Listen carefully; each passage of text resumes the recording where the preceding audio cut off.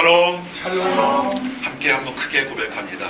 강하고 담대하라. 강하고 담대하라. 오늘 주제처럼 매우 어려운 환경에서 그 어려움을 이겨낸 이야기들을 좀 소개하기를 원합니다.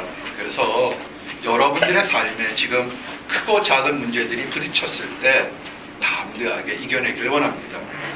여러분들이 혹시 들어본 사람도 있을 겁니다. 만나본 사람도 있을지 모르겠습니다. 닉 부이치치를 아십니까? 닉 부이치치는 1982년에 호주 브리즈번이라는 곳에서 목사님의 그 자녀로 태어났습니다. 믿음의 가정에서 태어났지만 테트라 아멜리아 신드롬이라는 아주 희귀병을 앓게 되었습니다. 그래서 태어나서 보니까 머리와 몸통만 있고 아주 작은 왼발과 그 발가락만 있는 상체만 있고 팔과 다리가 하나도 없는 그런 몸으로 태어났습니다. 축복의 가정, 신앙의 가정에서 태어났지만 정말 그 아이를 이렇게 받아들이고 또 아이가 성장할 때 다른 사람과 다른 것을 비교할 때 이 닉 부이치치는 참 많은 고통을 겪었을 겁니다. 절망 때문에, 두려움 때문에 자살을 여러 번 시도했다고 합니다. 근데 그가 13살 되던 때 다른 언론을 통해서, 소식지를 통해서 다른 사람들도 그와 비슷한 사람이 그런 고통에서도 이겨낸 그런 기사를 보게 됩니다. 그래서 그가 이제 절망을 조금씩 이겨내는 법을 배우게 됩니다. 특별히 가장 결정적으로 요한복음 9장에서 시각장애인을 고치는 예수님의 모습을 보고 큰 도전을 받게 됩니다. 많은 사람들이 장애를 가지게 되면 벌을 받았거나 징벌을 받았다 생각하는데 예수님께서 눈먼 장님을 가리킬 때 그 예수님께서 눈먼 장님에게도 특별한 목적이 있고 특별한 계획이 있다는 것을 깨닫고 그의 삶에 희망이 넘쳐났다고 합니다. 그래서 그가 나는 다른 사람과 신체적으로 갖지 못한 것이 있지만 하나님께서 내게 무엇을 해줄 것인지에 대한 기대와 도전이 가졌다고 합니다. 그래서 그가 대학에서 회계학을 공부했고 재무관리를 했고 운동도 굉장히 다양한 많은 운동들을 배웠습니다. 서핑도 배우고요. 굉장히 다른 하기 힘든 운동들도 많이 배웠습니다. 그래서 지금은 미국 로스앤젤레스에서 사지 없는, 팔다리 없는 삶에 대해서 Life Without Limbs라는 그런 장애인 비영리 단체를 가지고 있습니다. 이제는 굉장히 많이 유명해졌습니다. 전 세계를 다니면서 수없이 많은 곳에서 간증하고 고통받는 사람들에게 새로운 힘을 가지라고 얘기를 하고 있습니다. 몇 년 전에는 아마 한국의 온누리교회에서도 초청해서 이분이 직접 강의를 했고요. 지금 유튜브에서도 이분이 강의를 했고 작년에 아주 이쁜 신부를 얻어서 아름다운 신혼 결혼 생활도 하고 있습니다. 그가 이 닉 부이치치가 아주 도전되는 얘기를 했습니다. 그가 있을 때, 그가 말씀을 받을 때 소경이나 절름발이 장애인을 초청하는 것에 대해서 그가 굉장히 도전을 많이 받았다는 것입니다. 장애인을, 힘들고 어려운 사람을 교회로 초청하는 것이 하나님의 뜻이라고 그렇게 생각하고 있습니다. 맞습니다. 다리가 불편하거나 몸이 불편하거나 다른 사람들 불편한 사람들 이렇게 교회로 초대하는 것가 하나님의 명령입니다. 근데 또한 이 교회에는 육신이 불편한 사람뿐만 아니라 마음이 닫혀있는 사람들, 굉장히 장애를 가진 사람들 많습니다. 허우대는 멀쩡하지만 그 눈빛에서 다른 사람을 째려보고 증오하고 미워하고 아무리 옳은 얘기해도 이렇게 꼬여서 듣는 그런 영적인 장애, 마음적인 장애 가진 사람들도 굉장히 많다는 것입니다. 우리 이런 사람들을 초대해야 된다는 것입니다. 그래서 그들에게 이 닉 부이치치가 장애를 가진 사람에게도 하나님의 특별한 뜻이 있고 소망이 있다는 것처럼 육신의 장애나 마음의 장애를 가진 사람들에게도 그들에게 소망을 가지고 도전을 갖도록 초대해야 된다는 것입니다. 우리 교회에 초대하라, 전도하라 그러면 사람들은 그릇된 생각들을 합니다. 일부 교회들이 그릇되게 사람을 초대하는 것을 외형적인 교회의 성장이나 다른 이득을 갖는 거로 생각하는 것 때문에 그런 부정적인 시각 때문에 초대하려고 하지 않습니다. 아닙니다. 생각해 보십시오. 누군가는 전해서 누군가는 간증했기 때문에 한 사지가 없는 청년이 삶의 희망을 가지고 또 다른 사람들에게 희망을 전하는 전도사가 되는 것처럼 우리에게는 또 이 마음이 환경에 닫혀서 장애처럼 사는 사람 수없이 많은 사람들이 있습니다. 그들에게 따뜻한 말을 해서 마음이 열리도록 하시길 원합니다. 오늘 시편 31편은 다윗의 기록입니다. 본문의 기록은 신학자들도 과연 어느 때 기록한지는 잘 모릅니다.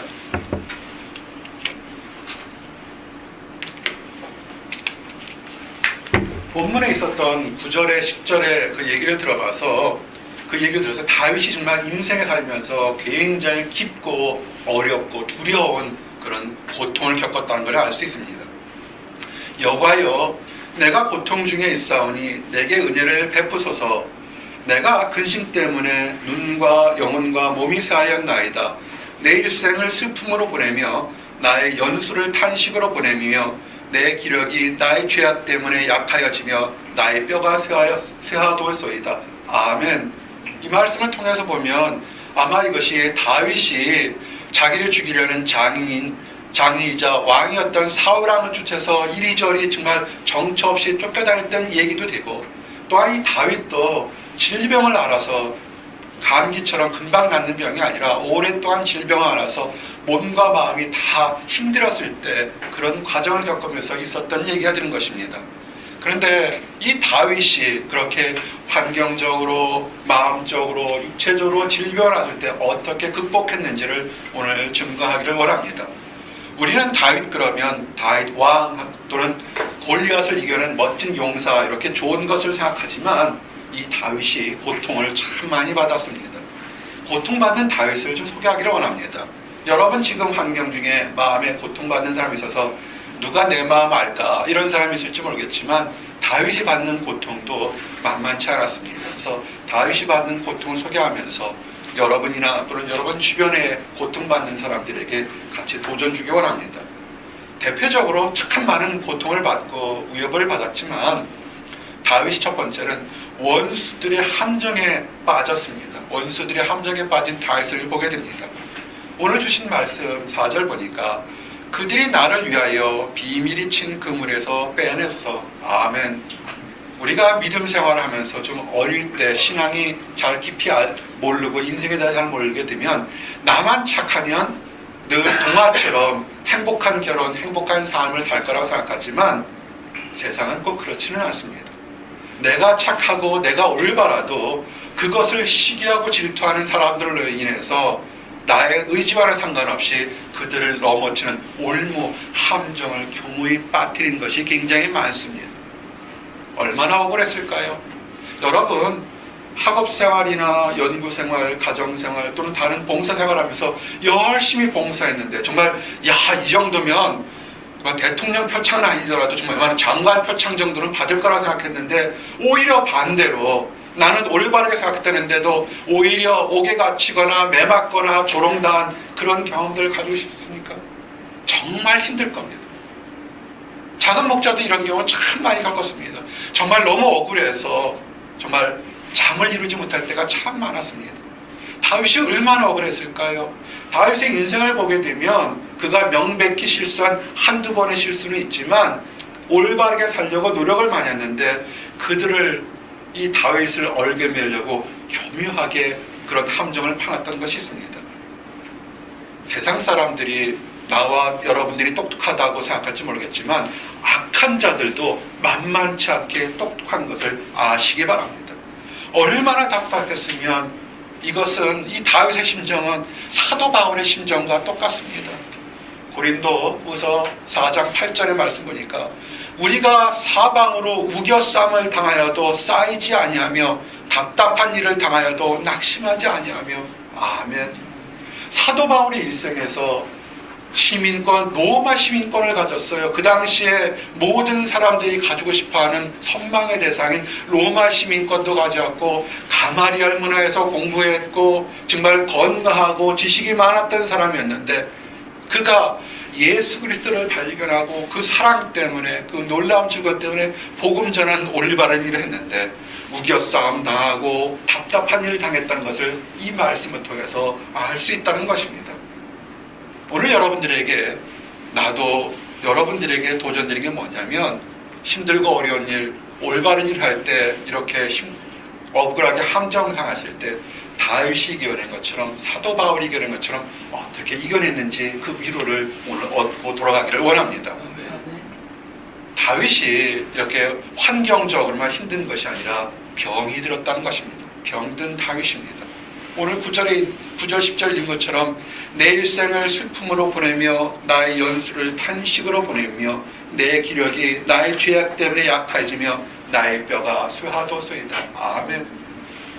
몸이 아프면요 참 불편합니다.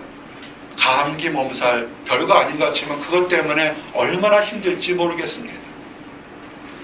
원수들 때문에 이 눈에 보이는 적들로 우겨쌈을 당해서 그것도 힘들었는데 그거 이겨내려고 참아야지, 하나님이 좋은 날을 주실 거야, 하나님은 언젠가는 구원하실 거라고 인내로 하나로 이렇게 참고 기다렸는데 그 하나님의 도우심은 마치 보이지 않는 것처럼 깜깜해질 때 하지만 눈물로 참았는데 오히려 몸이 병들고 가슴이 병들게 되면 얼마나 힘들겠습니까?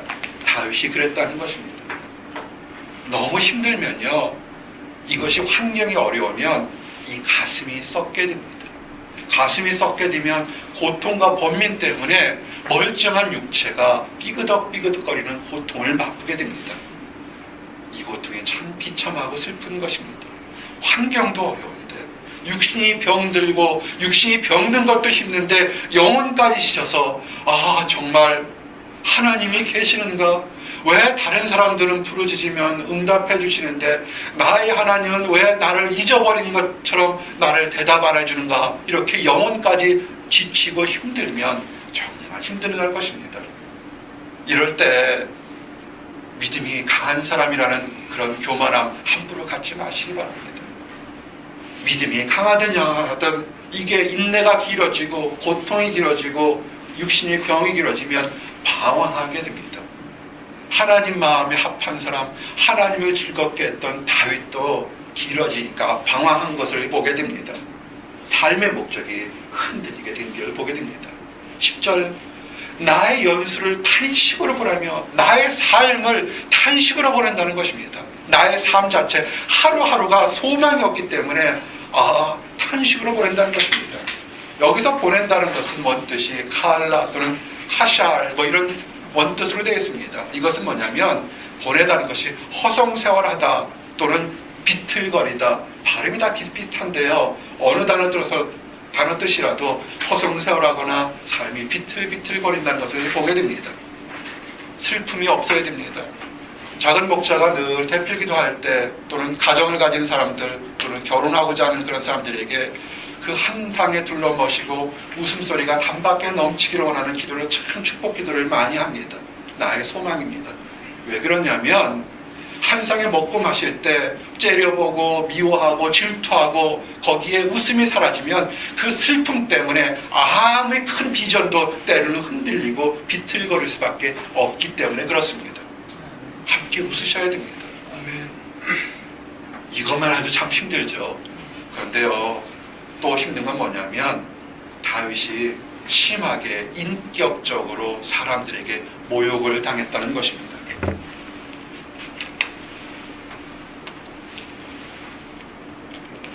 11절 보니까요, 내가 모든 대적들 때문에 욕을 당하고 내 이웃에게서는 심히 당하니 내 친구가 놀라고 길에서 보는 자가 나를 피하였나이다. 아멘.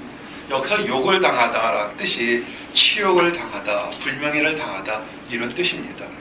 명예훼손 정도가 아니라 감당할 수 없는 모멸감이나 깊은 상처 또는 이웃들로부터 그 사람 취급 못하는 매장당하는 것을 우리가 보게 됩니다. 우리 청년들 압니다.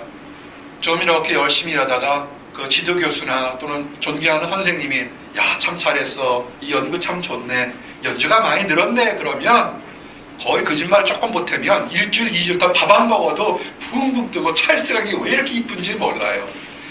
열심히 연주했는데 어제 뭐 했니? 그러면 갑자기 이 찰스각이 시커먼 것밖에 안 보이는 그런 세상으로 변해갑니다. 참 그래요.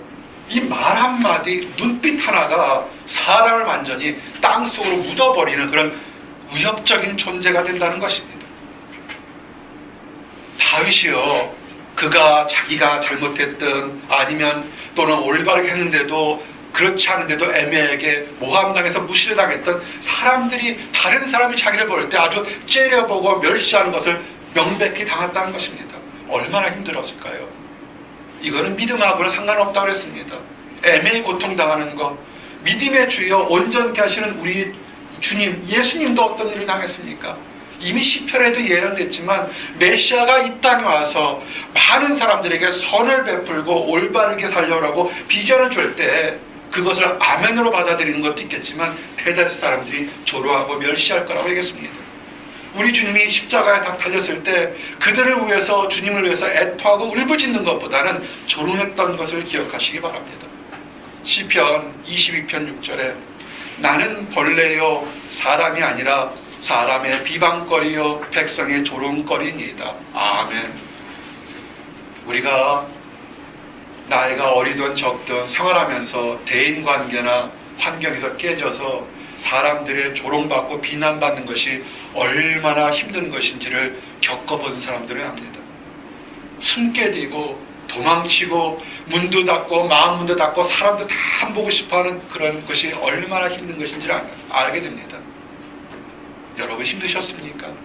그러면 여러분이 환난 날에 힘들게 당한 것처럼 이제는 그걸 아셨으니까 주변에 힘들어하는 사람들에게, 고통받는 사람들에게 따뜻한 말 해주시기 바랍니다. 아멘. 말을 빨리 하지 마시고요, 오히려 얘가 이 말을 하게 되면 저 사람이 격려받을 얘기들만 해주시기 바랍니다. 그 따뜻한 말이 사람을 절망 속에서 다시 일으켜 세웠다는 것입니다. 그런데 다윗은 참 그렇게 올바른 일도 많이 하고 정말 골리앗을 죽이고 수없이 많은 전투에서 승리했는데 그런 것은 다 까먹고 사람들이 다윗이 요만큼 잘못한 거 그거만 보고 고개를 돌리고 조롱하고 저주했다는 것입니다. 사람 너무 의지하지 마세요. 남편도 너무 의지하지 마시고요, 아내도 너무 의지하지 마세요. 시험받아요. 하나님 의지하세요. 아멘. 미혼인 자매들 연애하려고 너무 이성에 의지하지 마세요. 달도 따다 줄 것 같고 별도 따다 줄 것 같지만요, 사람 마음이 돌아서면요 달로 던져요. 맞으면 아프다고요. 다윗 보세요. 사울이 죽은 건 천천히요, 다윗이 죽은 건 만만이라고 정말 아무도 무명의 시절에 소고치고 장고치고 북치고 노래하던 사람들이 다윗이 조금 잘못하니까 완전히 사람 취급하지 않은 것을 보시기 바랍니다. 우리 주님은 어땠어요? 호산나 외치며 온 예루살렘이 다 소동할 정도로 옷도 벗고 종려까지 벗고 다 난리쳤는데 그가 십자가를 달 때 그 왜 십자가를 지는지 한 번만이나 생각하지 않고 오히려 조롱하고 멸시했던 것을 기억하시기 바랍니다. 이것을 볼 때 우리가 조롱받고 고통받는 것 너무 아파하지 마시기 바랍니다. 이것은 축복입니다. 아멘. 하나님만 바라보라는 축복입니다. 아멘. 다윗이 또 고통받은 게 뭐냐면 생명의 위협도 받고 버림도 받았다는 것입니다. 13절이 뭡니까? 내가 무리의 비방을 들었으므로 사방이 두려움으로 감싸였나이다. 그들이 나를 치려고 함께 의논할 때 내 생명을 빼앗기로 꾀하였나이다. 아멘. 아니 그렇게 멸시하고 조롱까지 했으면 왜 죽이려고 그러는 거예요? 뭘 더 바라는 겁니까 정말? 다윗이 그럴 것 같아요. 아니 너희들 정말 대체 뭘 더 바래? 이만큼 망신 주고 이만큼 나를 조롱하고 이만큼 멸시했으면 됐지 이제 뭘 더 바래? 악한 것들은요 사르는 불처럼 결코 만족함이 없어요. 악한 것과 교제하지 마시기 바랍니다. 음부는요 끝없이 열린 입 같아서 조금 타협하면 거기서 만족하는 것이 아니라 계속 삼키고 삼키는 겁니다. 불이 뭡니까? 불에다가요 요만큼 주면 만족할 것 같습니까? 더 삼키려고 더 큰 거 삼키려고 계속 삼킵니다. 하나님의 사람이 그렇게 힘들어하고 어렵게 되면 정상적인 사람이라면 그래 너도 힘들겠구나 하고 서야 되는데 악한 것들 사단 무리의 졸개들은 멈추지 않고 죽이려고 회방하려고 덤빈다는 것입니다. 어떻게 됐습니까? 그래서 다윗이 완전히 다 버림받은 겁니다. 다 모든 사람들에게 버림받게 됐습니다. 11절 12절에 그 안타까운 모습이 나옵니다. 내가 모든 대적들 때문에 욕을 당하고 내 이웃에게는 심히 당하니 내 친구가 놀라고 길에서 보는 자가 나를 피하였나이다. 내가 잊어버린 바 됨이 죽은 자를 마음에 두지 아니함 같고 깨진 그릇과 같으니이다. 아멘. 도자기 깨지면요 어떻겠어요? 작든 크든 온전할 때는 가치가 있는데 금가고 깨지면요 값이 없게 됩니다. 여러분 인생의 승리가 뭔지 아십니까? 학위 2개, 3개, 4개, 5개 따는 거예요. 돈을 이만큼 버는 거예요. 큰 칼 가지고 권력을 행하는 거 멋있을 겁니다. 젊었을 때 그런 거 한번 해보고 싶을 거예요. 아니면 수많은 이성들에게 관심을 가져서 왕자처럼 공주처럼 대접받기를 원하십니까? 멋있을 겁니다. 우리가 동화 속에서 또는 신문에서 보는 그런 유명한 사람들, 유명한 연예인들 화려한 모습을 보게 됩니다. 근데 유명한 연예인들의 그 쓸쓸한 죽음들을 한번 생각해 보시기 바랍니다. 어느 유명한 연예인들은 너무 그 공황 장애가 있어서 먹지 못해 죽은 사람들 또는 안타까운 그 사람들 참 많습니다. 힘들고 어려울 때 여러분들을 위해서 울어주고 웃어줄 친구 3명만 있으면 여러분 인생에 성공한 것을 아십니까? 내 이웃에 나를 위해서 진정 함께 기뻐해주고 함께 웃어줄 친구만 있으면, 이웃이 있다면 그 사람은 인생에 성공한 것입니다. 근데 대다수의 경우가 승리할 때 좋을 때는 이름도 알지 못하는 많은 사람들이 연락도 하고 저합니다. 힘들고 어려우면요 혹시라도 뭔가 내게 불리기를 당할까 다 차단하는 경우가 굉장히 많습니다. 동방의 의인한 욥은 어땠습니까? 그만큼 부자가 없었어요. 그가 부자이면서도 얼마나 자기 자신을 낮추는 겸손한 사람인지를 몰라요. 자식들을 많이 낳아서도 혹시라도 자식들이 교만하고 타락할까봐 아침 일찍부터 예물 드리고 자식들을 위해서, 이웃들을 위해서 베풀었던 사람들이라고요. 욥이 잘못한 게 뭡니까? 사단이 그를 갖다가 시험하고 가지고 있는 것, 자녀들도 아내들도 재물들도 다 날려보니까 어떻게 했습니까? 그렇게 많이 은혜 받았던 사람들이 오히려 조롱한 것을 보게 됩니다. 욥기서 19장 13절 15절 나의 형제들아 나를 멀리 떠나게 하시니 나를 아는 모든 사람이 내게 낯선 사람이 되었구나. 내 친척은 나를 버렸으며 가까운 친지들은 나를 잊었구나. 내 집에 머물러 사는 자와 내 여종들은 나를 낯선 사람으로 여기니 내가 그들 앞에서 태국 사람이 되었구나. 아멘. 완전히 에일리언, 동물처럼 사람처럼 취급하지 않았다는 것입니다. 이와 같이 버림받은 것, 처절한 현실 속에서 어떻게 우리가 아는 것처럼 위대한 다윗으로 변할 수 있을까요? 아마 여러분들 이 중에서 한두 가지 정도의 고통을 유사하게 겪었던 사람도 있을지 모르겠습니다. 다윗은 받은 고통은 고통 전체 아주 멀티플한 종합체였어요. 그런데 그런 다윗이 어떻게 이겼냐면 그가 믿음의 고백을 통해서 그 모든 것을 이겨낸 것을 알 수 있습니다. 오늘 주셨던 시편 31편 4절에 하반절에 주는 나의 산성이시니이다. 아멘. 이 고백이 인생의 차이가 변하기를 만들었던 것입니다. 아멘. 아내 사랑하지 말고 남편 사랑하지 말라니까 놀라지 말고요. 의지하지 마세요. 사랑하세요. 대신 의지하지는 마세요. 하나님만을 사랑하시기 바라고 의지하시기 바랍니다. 이제 여러분들에게 어떻게 하면 다윗이 겪었던 그 비슷한 고통에서 어떻게 승리했는지, 다윗은 주는 나의 산성이라고 고백한 그 고백이 우리에게 어떻게 되는지를 좀 증거하기를 원합니다. 따라하세요. 나는 하나님의 자녀야. 하나님의 자녀야. 힘들고 어려울 때 늘 얘기하지만 후에마에 내가 누구인지를 확인하시기 바랍니다. 내가 하나님의 자녀인지 내가 하나님의 자녀가 아닌지를 먼저 좀 확인하시기 바랍니다. 요한 웨슬리를 아십니까? 감리교라고 만든 감리교의 창시자라고 하는 요한 웨슬리가 청년의 때 이 미국 땅에 전도를 하러 왔습니다. 얼마나 열정이 뜨겁겠습니까? 복음을 전하자, 복음대로 살 거야. 열심히 열정 가지고 전도했지만 그의 부흥사역, 전도사역은 아주 보기 좋게 실패로 끝났습니다. 그는 실패했습니다. 다시 이제 집으로 돌아오는 백길 대서양에서 그가 평생에 겪어보지 않은 큰 풍랑을 만났습니다. 위험한 상황이 됐습니다. 이제 바다의 큰 파도에 빠져 죽는다는 두려움이 그를 완전히 사로잡혀 있었습니다. 어쩔 수가 없어, 어찌할 할 바를 몰랐습니다. 그런데 승객 가운데 모라비아 교회에 전도하러 가는 사람 선교사들 선원들 몇이 있었습니다. 그들은 아주 태어나면서 그 거친 파도 속에서도 찬양함이 있었던 것입니다. 아멘. 너무나 놀랐는데 나는 내 모든 것을 바치기 위해 전도하러 먼 땅했던 미국까지 왔었는데, 그 당시에 미국까지 왔었는데 저 사람들은 그렇게 유명한 사람들도 아닌데 왜 이런 고통 속에서 두려움 속에서 떨지 않는가 물었습니다. 여러분, 당신들은 이 폭풍우가 우리가 곧 죽게 되게 되는데 무섭지 않습니까?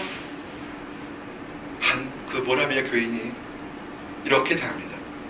우리도 들렸습니다. 그러나 우리는 하나님을 압니다. 그리스도가 우리와 함께 계신 것을 압니다. 그래서 우리는 어떠한 환경 가운데도 두려운 마음이 없습니다 라고 얘기했습니다. 그래서 그 청년 웨슬리에게 물었습니다. 청년은 그리스도를 아십니까? 이 질문이 요한 웨슬리로 만드는 인생의 중요한 도전이 됐던 것입니다. 웨슬리가 어떤 사람이었습니까? 큰 뜻을 가지고 그 당시에 이방인한 미국 땅까지 선교사로 전교사로 나왔는데 그가 지식은 있었지만 정말 위기의 순간에 하나님을 믿는 믿음이 그가 부족했다는 것입니다. 여러분, 여러분의 삶에, 나의 삶에 위기와 도전은 수없이 닥쳐옵니다.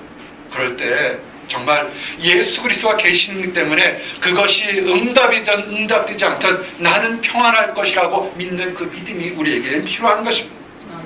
환난이 다가올 때 나는 하나님을 믿는 주님이라는 것을 고백하시기 바랍니다. 주님만이, 예수 그리스도만이 나의 주님이심을 증거하시기 바랍니다. 왜 고백해야 되며 이것이 축복인지 아십니까? 한 번 더 아시겠습니다. 나는 하나님 안에서 새로운 피조물이야. 새로운 피조물이야. 고린도후서 5장 17절 말씀이 뭡니까? 그런즉 누구든지 그리스도 안에 있으면 새로운 피조물이라. 이전 것은 지나갔으니 보라 새 것이 되었도다. 아멘.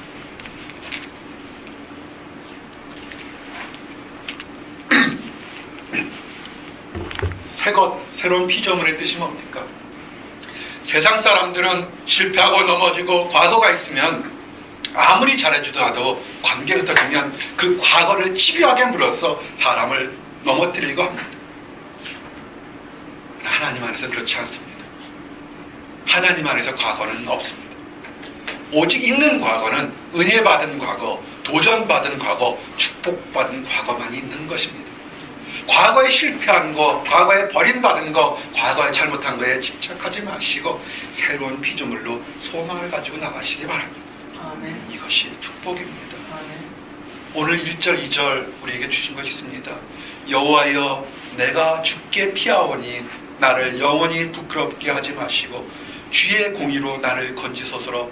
내게 귀를 기울여 속히 건지시고 내게 견고한 바위와 구원의 산성이 되소서. 아멘. 그렇습니다. 과거에 힘들고 과거의 잘못 때문에 나가 넘어졌다 할지라도 새로운 피조물로 하나님만이 나를 부끄럽게 않으시고 나의 구원의 반석이요 산성이 되신다는 사실을 믿으시기 바랍니다. 시편 46편 2절 3절 말씀처럼 그러므로 땅이 변하든지 산이 흔들려 바다가에 빠지든지 바닷물이 솟아나고 뛰노든지 그것이 넘침으로 산이 흔들릴지라도 우리는 두려워하지 아니하리로다. 아멘. 아멘. 내가 살든지 내가 죽든지 내가 망하든지 성공하든지 어떠한 환경 속에서도 나는 하나님으로 인하여 두려워하지 않겠다는 고백이 넘쳐나기를 원합니다. 아멘. 또 한 가지, 하나님의 자녀에게 위기, 어려움은 하나님이 주시는 변장된 축복인 것을 기억하시기 바랍니다.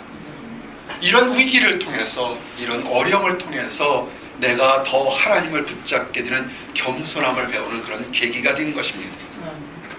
왜 내게 이런 일이, 다른 사람과 다르게 왜 내게 이런 일이 있을까? 그것을 찾고 또 알려고 하는 그 겸손한 마음 속에서 오히려 하나님이 예비해놓은 귀한 뜻을 발견할 수 있는 것입니다. 예를 하나 들어드리겠습니다. 보석상을 하는 어느 부부가 유럽 여행을 떠났습니다.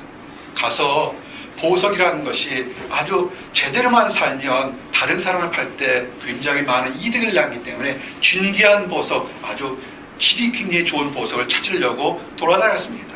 그래서 그가 발견했습니다.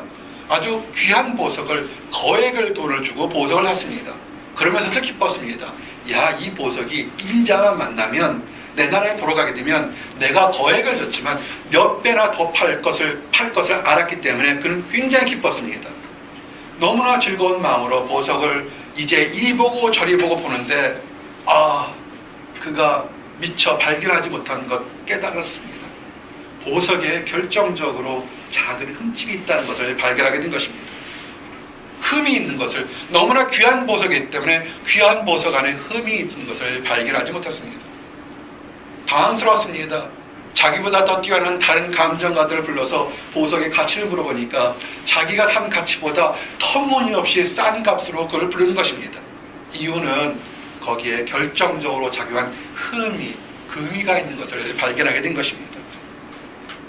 이 보석상은 고민했습니다. 투자한 것이 많았습니다. 고민하다가 어떻게 하면 내가 투자한 만큼을 다시 받을 수 있을까 고민했습니다.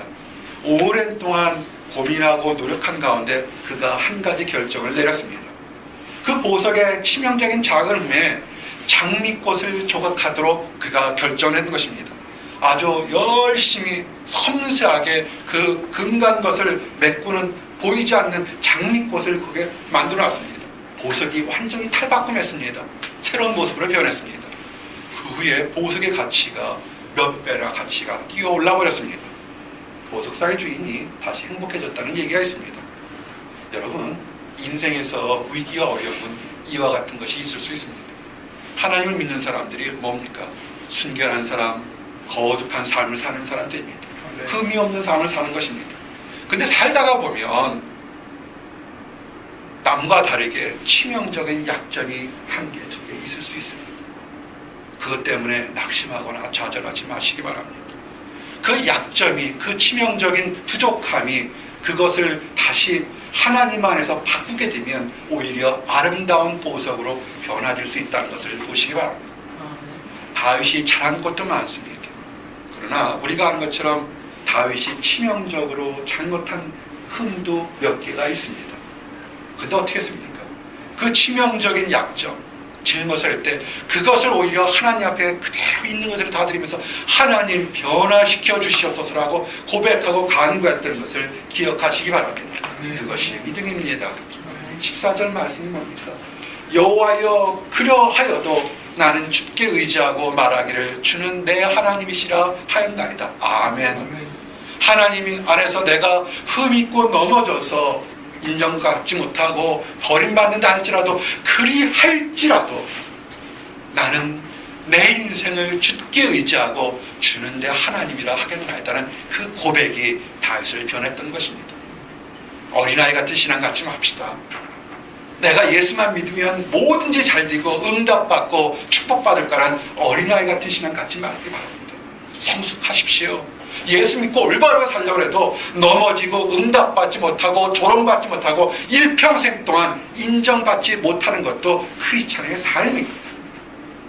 그를 통한데 하나님이 뭘 원하십니까? 다윗과 같은 축복을 주시기 위해서 그 사람을 그렇게 놓을 것도 있다는 것입니다. 다윗이 어떤 축복을 받았습니까? 수많은 위대한 선지자 중에서 내 마음에 합한 사람이란 가장 멋진 칭찬을 받았습니다. 우리의 약점이 그리 아니하실지라도 나는 하나님만을 의지하고 하나님만이 나의 주님이라고 고백하는 그것을 듣기를 원하신다는 것입니다. 이제 어떻게 하시겠습니까? 인생의 모든 것 하나님께 맡기시기 바랍니다. 하나님은 인생에 베푸실 것을 아십니다. 우리 주기도문의 것처럼 또 만나와 메추라기를 먹이시고 일용할 양식을 주신 것처럼 우리를 안다는 것입니다. 10편 31편 7절에 내가 주의 인자하심을 기뻐하며 즐거워할 것은 주께서 나의 고난을 보시고 환난 중에 있는 내 영혼을 아셨으며. 아멘. 오늘 우리 찬양이, 우리 영교자매 찬양 사역자가 말씀 준비하는 게 얼마나 내 마음에 합한지 몰라요. 주님께서 아신다고 하잖아요. He knows me. He knows my name. 하나님이 여러분들을 아신다는 겁니다. 아멘. 세상 사람들은 여러분이 잘났을 때 여러분 이름 석자를 기억할지 모르겠지만 힘들고 어려울 때 다 잊혀버린 것처럼 망각의 모습을 보여줘. 하나님은 여러분들을 아신다는 것입니다. 아멘. 주님은 하나님의 자녀들, 또한 세상 사람들, 고통받을 사람들, 그분들을 알고 계십니다.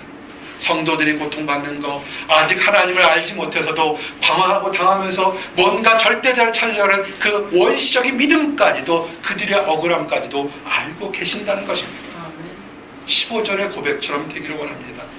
나의 앞날이 주의 손에 있사오니 내 원수들과 나를 핍박하는 자들의 손에서 나를 건져주소서. 아멘. 이것이 다윗의 기도이자 믿음인 것입니다. 내가 주님께 모든 것을 맡깁니다. 나를 핍박하는 원수들도, 나를 환경들도 하나님 아시오니 하나님의 때에 하나님의 방법으로 건져달라는 것입니다. 여러분, 우리가 성숙한 믿음이 뭔지 아십니까? 기도한 것, 간구한 것이 하나님 때에, 우리가 살아있을 때 응답해 줄 수 있습니다. 때로는 우리가 이 땅에 응답받지 못하고 천국에 가서 응답받을 때도 있는 것입니다. 이 땅에서 받던, 천국에서 받던 하나님은 응답하십니다. 그것을 바라보는 것이 믿음인 것입니다. 사무엘상 2장 6절에 7절의 고백이 그겁니다. 여호와는 죽이기도 하시고 살리기도 하시며 스올에 내리기도 하시고 거기에서 올리기도 하시는도다. 여호와는 가난하게도 하시고 부하게도 하시며 낮추기도 하시고 높이기도 하시는도다. 아멘. 하나님의 뜻에 따라서 고통받게 할 때도 있고 고통에서 일으켜 세울 때도 있다는 것입니다. 여러분, 진정한 믿음이요, 큰 교회를 세우고 수많은 많은 사람들에게 이름을 다 기억할 만큼 큰 부흥 집회를 하는 것만이 하나님 안에 큰 믿음의 사역자가 아닌 것입니다. 이름을 몰라도 이렇게 하나님은 살리기도 하고 죽이기도 하는 모든 주권이 하나님 있겠다고 믿는 고백이 그 사람이 위대한 신앙인 것입니다. 이런 믿음의 증거의 예화가 하나 들어드릴 수 있습니다. 우리 타이타닉호를 합니다. 1912년에 건조된 유명한 대서양을 건너는 그 당시에 가장 크고 화려하게 만든 여객선이었습니다. 그 화려하고 절대로 침몰되지 않을 것 같은 그 타이타닉호가 대서양을 건너가는 첫 번째 그 항해에서 의지와는 상관없이 빙산에 부딪혀서 그가 침몰되기 시작했습니다. 구명정을 실었지만 많은 사람이 생각하기에 이 큰 배는 절대 무너지지 않을 거라고 첨단 공법으로 만들었기 때문에 절대로 침몰되지 않을 거라고 그 많은 구명정을 그렇게 많이 만들지는 않았습니다. 배가 침몰하는 순간에 어린 아이들, 부녀자들을 태울 수 있는 만큼 그 구명정에 태웠습니다. 급한 사람은 바닷물에 뛰어들어서 헤엄쳐서 살려고 했지만 물이 너무 차서 바닷물에 들어가면 5분도 안 돼서 동사하는 그런 처절한 순간이었습니다. 그 큰 배가 가라앉기 시작합니다. 구명정에 내렸던 사람들도 다 물부으셨지만 그 구명정에 있지 못하고 많은 사람들이 이제 죽음 앞에 있는 공포 속에서 우왕좌왕하며 울부짖습니다. 그럴 때입니다. 그럴 때 그 배에 타고 있던 악대가 있었습니다. 그들이 오히려 죽음 앞에서 멋진 음악가의 정복을 입고 앞길을 들고 갑판 위로 나가게 됩니다. 아우성치는 그 많은 사람들의 요동치는 곳에서 오히려 꼼짝하지 않고 지휘자를 따라서 연주를 하기 시작합니다. 그것이 연주한 것이 우리 새 찬송가 338장에 있었던 내 주를 가까이 하려 합니다.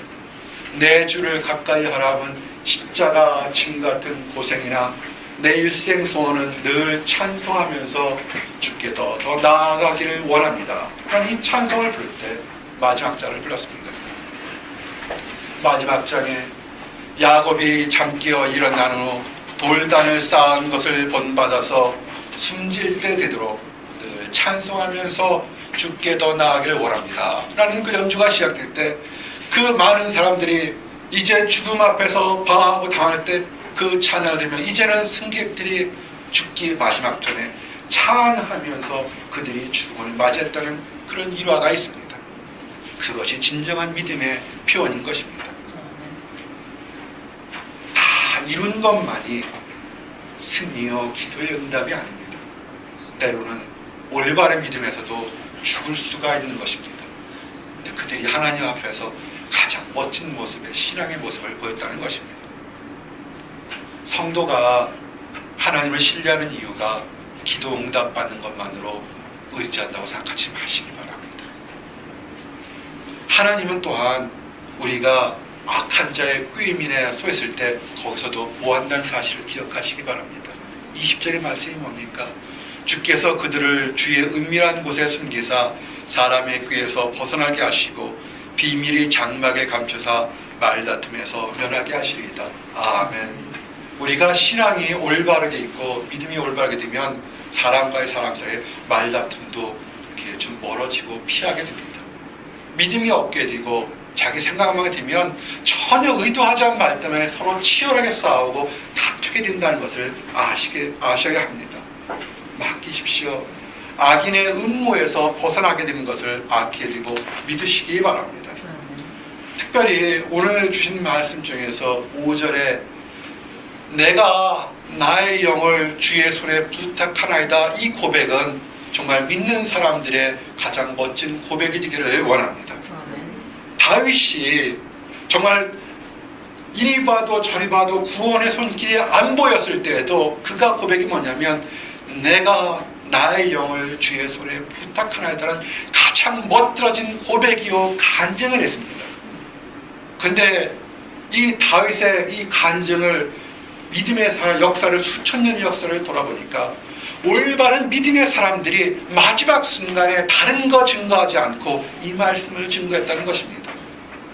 사도행전 보니까 7장 59절에 초대교회의 순교자였던 스테반 집사님이 동일하게 고백하는 것이 그가 돌에 맞아 죽어가면서 외쳤던 고백이 뭐냐면 주 예수여 내 영혼을 받으시옵소서라고 고백했습니다.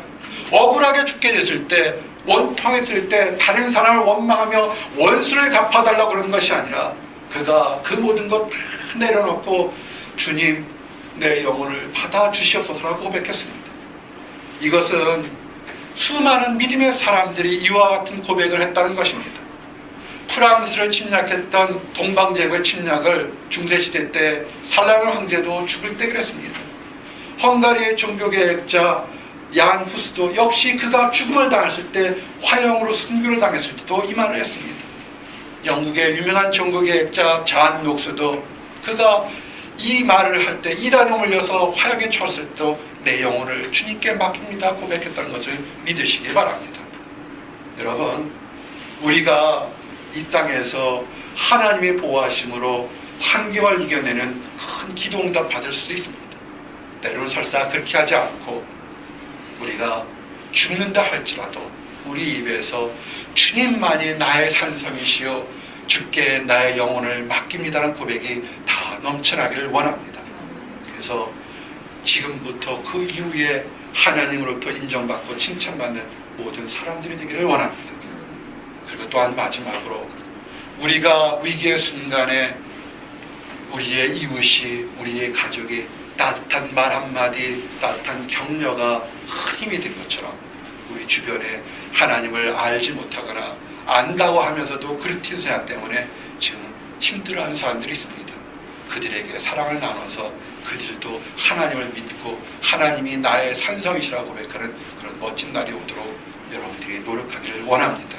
그래서 다 칭찬받는 여러분들 되시기를 원합니다. 기도하시겠습니다. 하나님 감사합니다. 위기의 순간에, 절망의 순간에, 버림받은 순간에 주는 나의 산성이시라고 고백하는 다윗의 고백을 기억하게 됩니다. 아버지, 이 고백이 우리들의 고백이 되기를 원합니다. 이 땅에서 승리하든 이 땅에서 아버지 믿음 생활 잘해서도 아버지 세상에서 버림받고 실패하고 죽는다 할지라도 주여 나의 영혼을 주께 맡기오니 받아 주시옵소서는 그 고백 들고 나갈 수 있도록 인도하여 주시옵소서. 하나님을 알지 못하는 사람들에게도 아버지 이의 놀라운 비밀로 이 땅에서도 평안하며 천국에서 진정한 평안을 맛볼 수 있도록 허락하여 주시옵소서. 감사드립니다. 예수 그리스도를 받들어 기도했습니다. 아멘.